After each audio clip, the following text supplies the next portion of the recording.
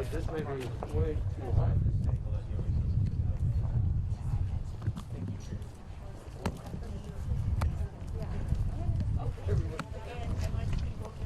Yeah.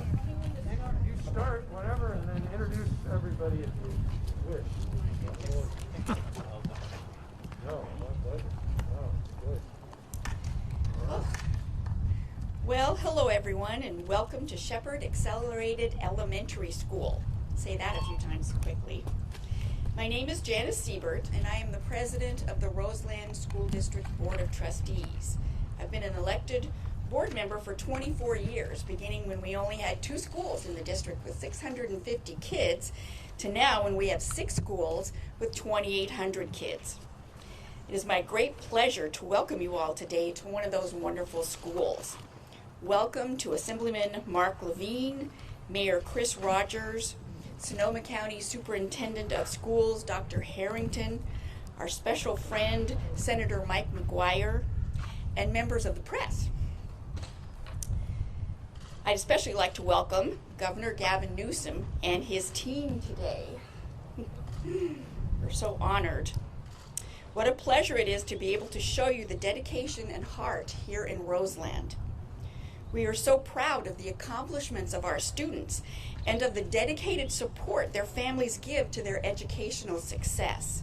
Our wonderful and talented staff have worked so hard during this challenging year to guide and teach them through distance learning, striving to maintain that connection that is so important to student success.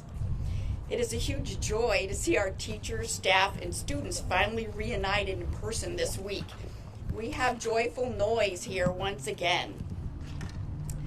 I would also like to acknowledge our acting superintendent, Lori Biggers, and Shepherd principal, Jenny Young, as well as our community partners, those people who have supported and encouraged our students with enrichment and growth opportunities, tutoring, mentorships, scholarships, and more.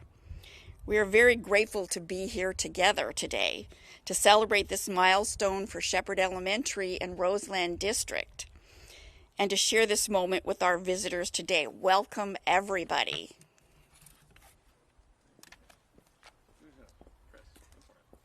Mayor, your turn. All right, thank you so much. My name's Chris Rogers. I'm the mayor for the city of Santa Rosa.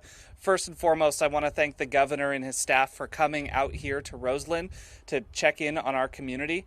Those of you who have been with us before know that Santa Rosa is a place that has been hit with repeated trauma, cumulative impacts of trauma through wildfire and now through the pandemic. And Roseland in particular has been a focal point of where many of our positive cases have come from and where many in our community have been struggling. I want to thank the governor and his team for helping to get kids back in schools. I want to thank our teachers for persevering through many Zoom calls over the last couple of years. For many of us, the start of our recovery is once kids are back in classes and we have some level of normalcy. I'm going to turn it over to our assembly member, Mark Levine, for a couple of words as well.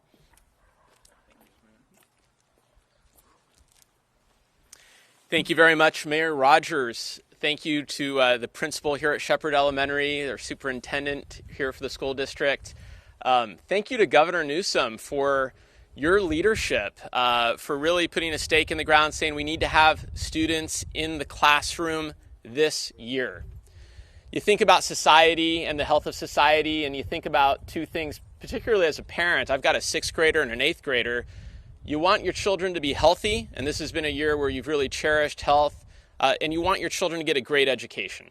And I think what we're seeing here at Shepherd Elementary, that kids are able to get both, that we can follow safety precautions and safety protocols, keep our children safe in our schools. The science demonstrates that schools are a safe place for students and that they can get the learning they need. And I think, again, as a parent, something I care so much about, the emotional support and the mental health that we need our children to have, the social interaction that is just so important for our kids. And between my colleagues in the legislature, and again, I've got so much gratitude for Governor Newsom highlighting this issue, that we are not going to end this school year without getting our kids in school, that we're seeing this. We're day 2 at this school of kids coming back into the classroom, probably the most important thing that we've done for the 6 million children in the state of California. And this has been a great week for the work of the governor and the legislature. The governor has been crisscrossing this state, where yesterday he signed legislation on a wildfire package. And this is something that could have been signed today here too, because this community knows so much the dangers of the climate emergency that we are all facing. And so again, a lot of gratitude to the governor, highlighting important issues to Santa Rosa and Sonoma County. Thank you, Governor Newsom. Thank you. I'll sneak up there. I appreciate it. Thank you, Assembly Member, and thank you, Mr. Mayor, and Doctor, thank you, and Janice, for the privilege and the opportunity to be here today. It's it's a remarkable district we're in. It's a remarkable county. It's a remarkable school.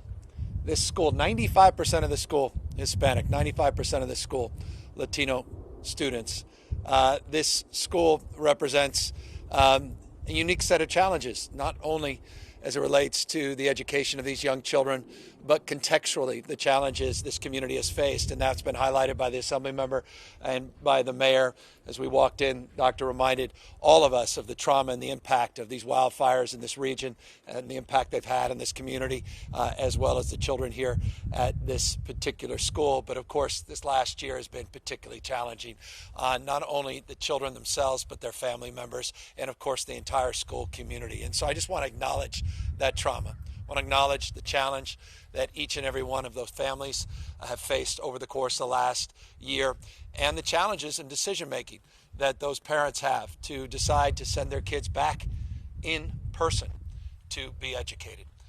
We value in-person education. I think universally we value in-person education, but one has to acknowledge the anxiety that many of the parents are feeling, many of the children are feeling, many of our leaders in school communities are feeling about preparing for in-person instruction, particularly as we deal with mutations of this virus, as we deal with many different variants that have taken shape all across the United States, not least of which here in the state of California, and as we continue to battle this deadly disease in this pandemic.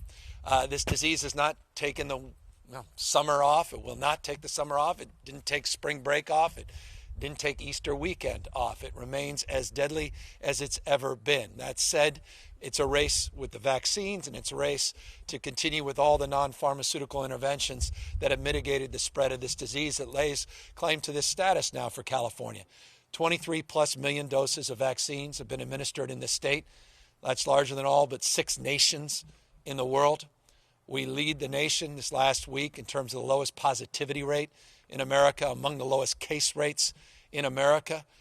We are making tremendous progress, but we're not there yet. Mission is not yet accomplished, and we cannot put down our guard. We can't take off our mask. We need to be mindful, and we need to be stubborn about the safety interventions and health interventions that are essential to sustainably getting our kids back into in-person instruction, not least of which here in this remarkable school. And so I'm here in that spirit, sober, mindful of the moment we're in. By no stretch of the imagination have we turned the page and now think this is behind us. And so we march into this extended opportunity to get our kids back in-person instruction, looking anew at the school calendar, looking anew at our approaches to intervention and learning loss, though the phrase learning loss is questionable because in order to lose something, you have to have gained something. At the end of the day, it's really not learning loss. It's the unfinished learning that needs to be done in person that we really need to tackle with intensive and comprehensive interventions over the course of the next number of weeks through the end of this school year. And then, of course, extending into the summer, where we provide the summer enrichment and summer school opportunities that are essential to get our kids back up, not just academically, but as the Assemblyman was saying, the incredible importance, the imperative of addressing the emotional needs of our kids. So much of school is not just hard academic education. It's about socializing. It's about connecting in an emotional way to others. It's about the relationships that are being formed. So we talk about social emotional learning. That's foundational, and that's a principle in terms of our efforts to get our kids back into in-person instruction. There's simply no substitute for that enrichment that comes from being in school, being with trusted friends, as well as extraordinary leaders, particularly our teachers, but also all our classified employees. And let me just acknowledge the teachers. There's no greater messenger in terms of building trust that schools can safely reopen sustainably than one's own teacher. And so I just want to acknowledge the incredible work that's being done every single day, has been done over the course of the last school year by our teachers under challenging, incredibly difficult circumstances, and the work that now needs to be done as we get our kids back into school to work through this trauma, to work through this anxiety, to work through the emotional challenges. I can't even imagine, and Janice, principals here and others, what it must be like yesterday when kids were being dropped off, and parents probably had a lot of questions. And just that whole process of dropping off a kid, and then that experience and expression when the kid's back home. This is a challenging transition, but we're finally at that point. 9,000+ schools, as of last month, of our 11,000 schools in the state have firmly either reopened for in-person instruction or have announced a date for in-person instruction. Every single day, hundreds of schools are reopening. Proof point, San Diego this week. Proof point, San Francisco this week. Proof point, the largest school district in the state of California, second largest in America, Los Angeles, opening hundreds of schools in their communities. We can do this, and we must do it. And we must do it sustainably, and we must prepare now for full in-person instruction come this next school year. That's foundational, and that's principle. That said, in order to do that, we have to prove, not assert. Prove that we can safely do this, prove that we can continue the progress we made after we prioritized our teachers and classified employees to get vaccinated, that we finished that job, to prove, not just assert, that we can test our kids. That's why we provided 3 million antigen tests. That's why we partnered with our own state lab. No state in America doing more on the testing front than the state of California, with our own state lab, Valencia Labs, in partnership with our school system. We have teams of folks, strike teams, that are safety teams, that develop strategies and interventions and supports, technical and otherwise, both from the state and the county, as well as the local levels. Partnerships on issues related to outbreaks, new data requirements, more transparency, a new Safe Schools Hub. And I encourage you, all the parents, community leaders, those that want to know what's going on in their community, go to schools.covid19.ca.gov. Schools.covid19.ca.gov. That's the new Safe Schools Hub that provides real-time information about the status of your schools. More transparency, more accountability, more testing, more vaccinations, and more support. And I want to thank the Assembly member for his leadership. This legislature providing $6.6 billion to address the needs of intensifying our interventions, providing more tutoring, providing more supports, and providing the flexibility, recognizing one size does not fit all. The unique challenges in this particular school are distinctive from even other schools in the district. And so we wanted to provide that support and that flexibility, $6.6 billion to address those needs. Might be physical, might be PPE related, though we did provide 3 months, the state, of free PPE. But we might want to do more. We have the tools now, the technology, providing those Chromebooks. This school has already done that. And I want to applaud this school in particular for providing Chromebooks for every one of their kids. But we still have hotspot issues. We still have the quality download speed issues. So there's still work remaining there. Whatever the needs are, whatever those gaps are, we have provided that $6.6 billion to address those gaps, those needs, with the kind of flexibility that each school, not just each district and each county and each community in this state, deserve. We also are providing a historic level of funding for K-12 education this year. Historic, without precedent. Not only in the Prop 98 side, but an unprecedented amount of support from the federal government, including an additional $15.3 billion. $15.3 billion that comes from the $1.9 trillion new stimulus program. So the schools have never been more resourced and with a resourceful mindset we have the capacity to finish the job to get all of our kids safely back into in-person instruction.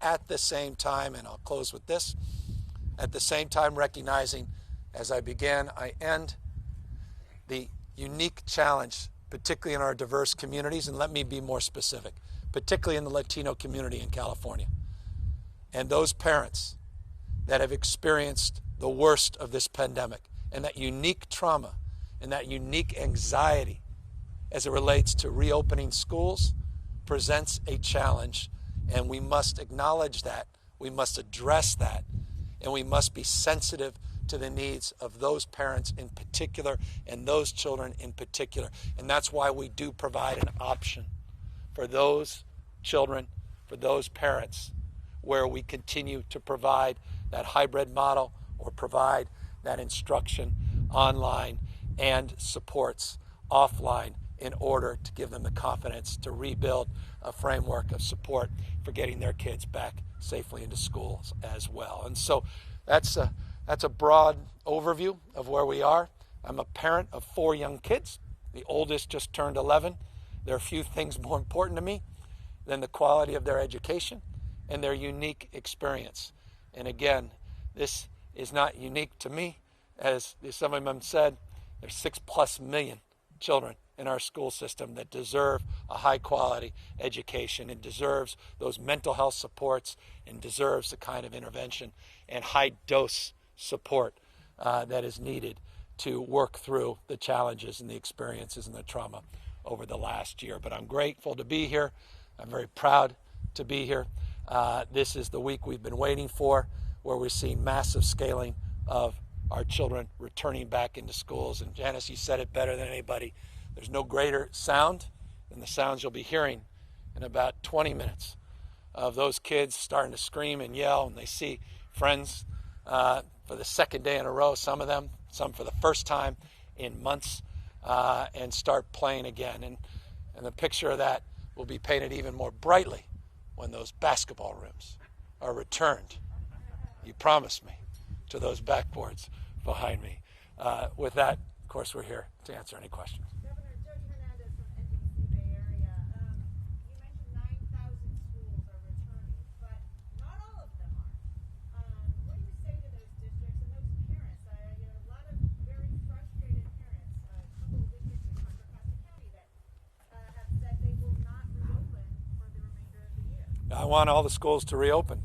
I've been crystal clear about that going back to December. We put out a specific strategy in December to safely reopen our schools for public instruction and in-person instruction. We put out $6.6 billion, and I was very grateful that the legislature embraced that in order to help advance that cause. The 9,000s from March, as I just noted, hundreds of schools are opening every single day, so mark my word, that number is much closer to 11,000 than 9,000, but there are outliers, and we've got to work through those issues. It's too much at stake. And so the bell has rung on those that want to hold back that progress. And I want to challenge those districts, but I also want to support them. Look, I'm mindful of the stresses that they're under. That's why we put up the money. That's why we created this schools hub. That's why we put up more testing. That's why we're doing the vaccination. I prioritize those teachers. Got a lot of grief when we did that. 10% of all those first dose vaccinations went to classified employees, went to childcare. Because again, our teachers, a lot of them can't go back to school because of their own child care needs. We prioritize those child care workers as well. We put up $1 billion+ to support child care in the last 12 months. Another $400 million we're putting out in our May revise to help support our child care workers as well. It's all connected. So again, I'm not here to do any, I guess what I'm saying is I don't have a closed fist on this. I have an open hand, but I hope they have an open heart, because the consequences of delay are profound, particularly for our diverse communities. And if they need more, let me know what more you need. This is real money we're putting up. Money's not an object now. It's an excuse.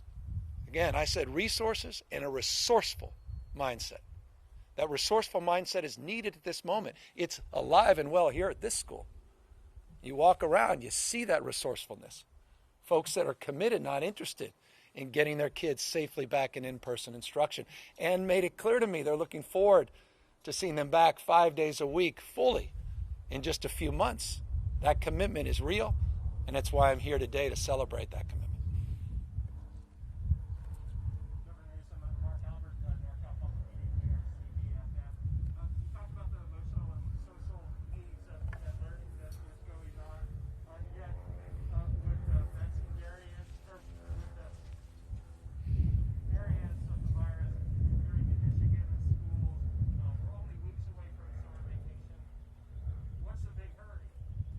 Well, what's the big hurry? Every single day, our kids are set back, and I'm moving forward.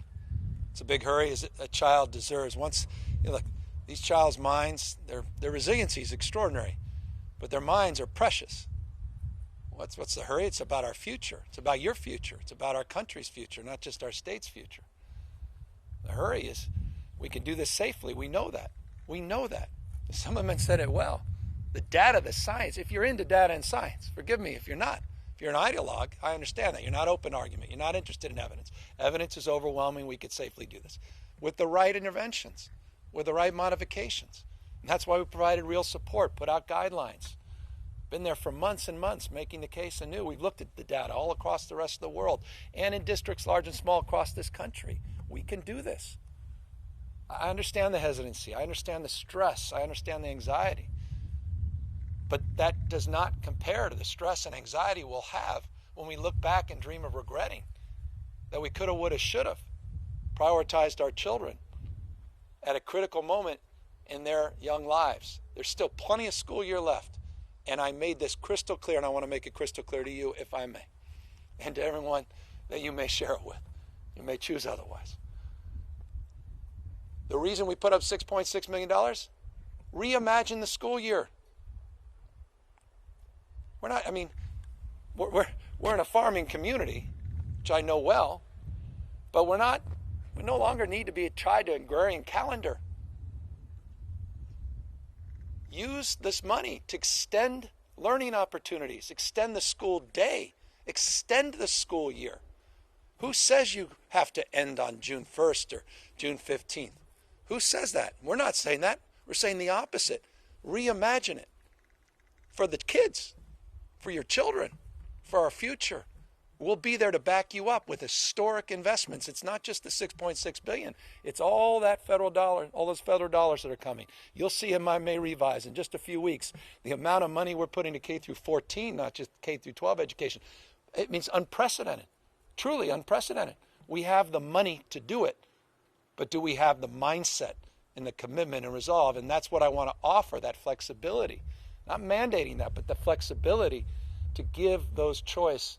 And so we have more voice for local schools and teachers and communities to advance the cause of educating our kids. Thanks. Oh, sorry. Oh, yeah. Forgive me.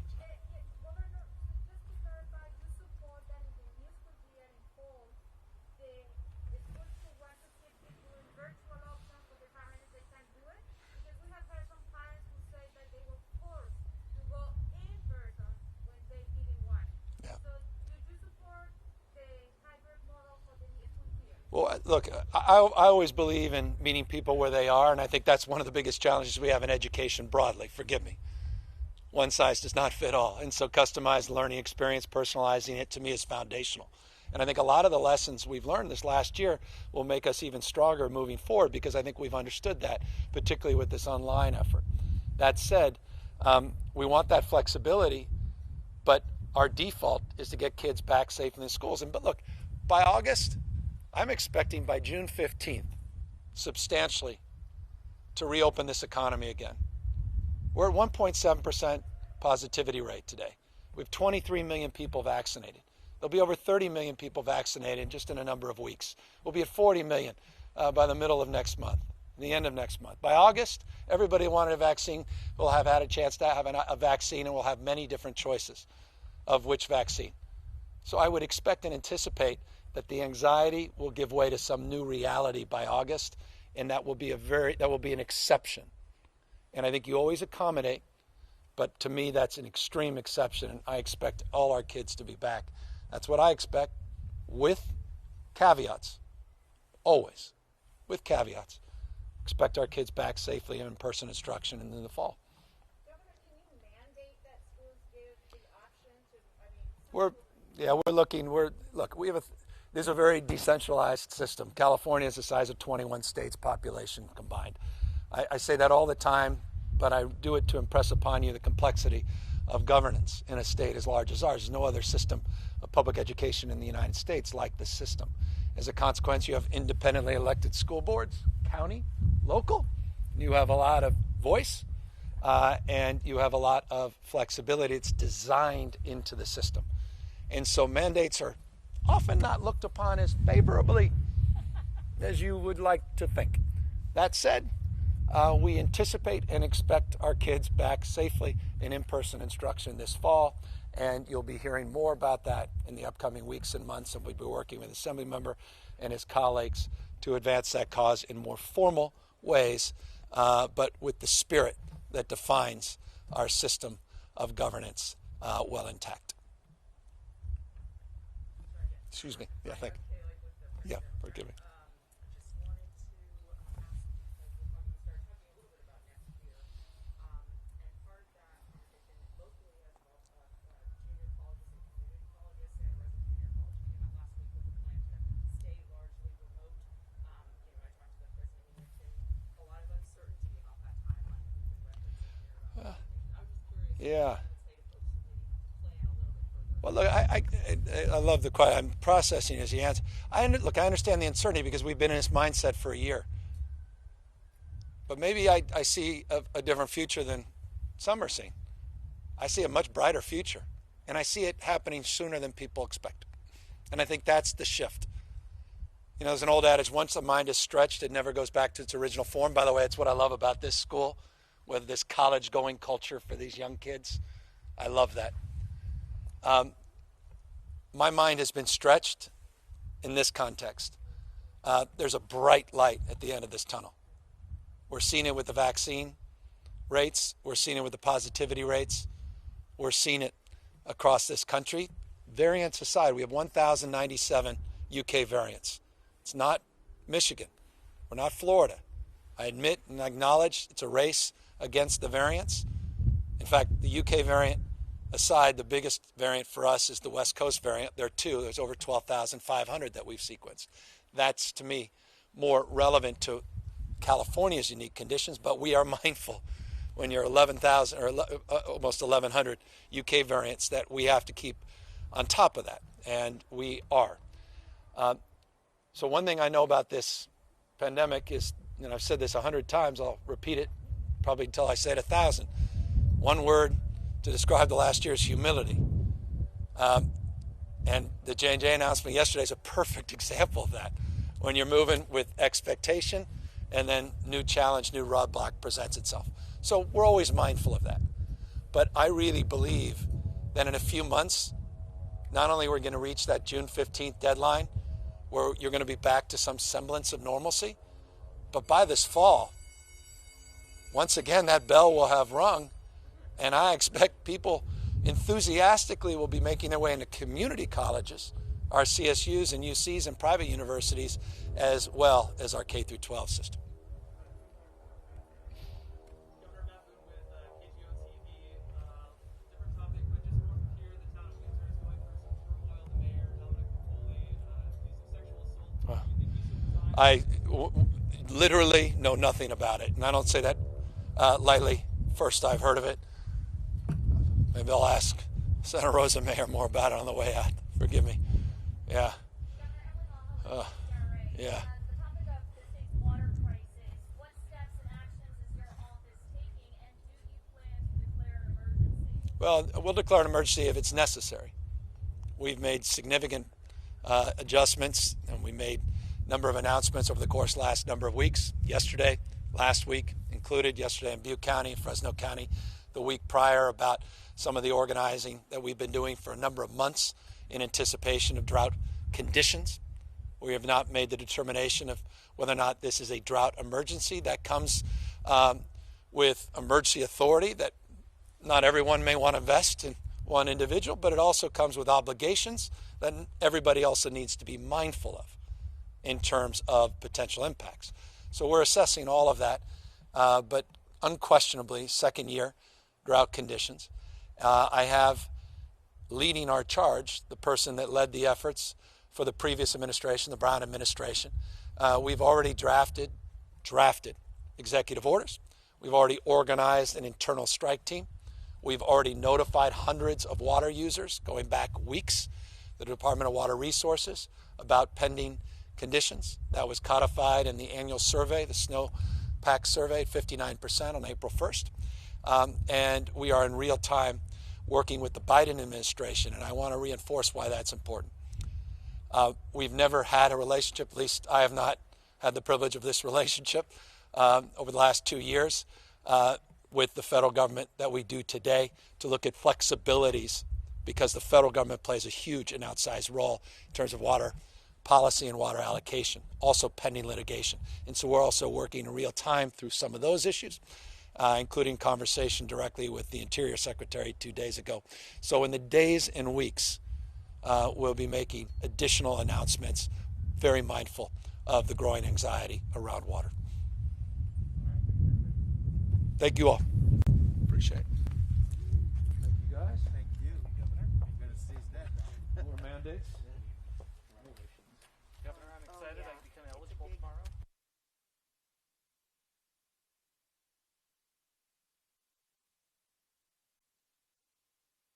Just reminding me, everybody get their vaccines tomorrow, April 15th. But we'll be going around the state tomorrow, reminding everybody no restrictions now on eligibility starting tomorrow. So encourage anyone that has not yet gone to get a reservation to take a look at the most proximate place where they can get one of these vaccines. More and more are being made available in pharmacies, not just clinics and the mass vaccination sites.